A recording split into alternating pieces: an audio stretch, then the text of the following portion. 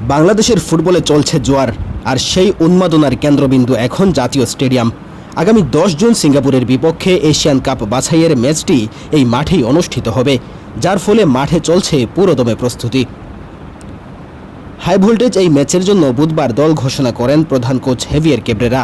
দল ঘোষণার আগে তিনিও ছুটে যান জাতীয় স্টেডিয়ামে। সংস্কারের পর গ্যালারির অবকাঠামো এবং মাঠের আউটফিল্ড দেখে মুগ্ধ হন coach.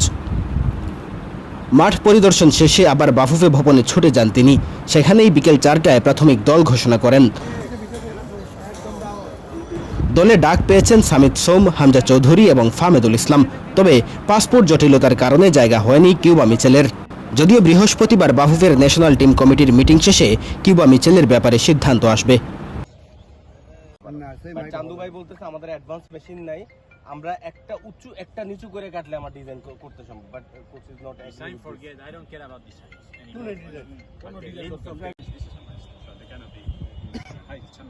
I need the full pitch in the same length.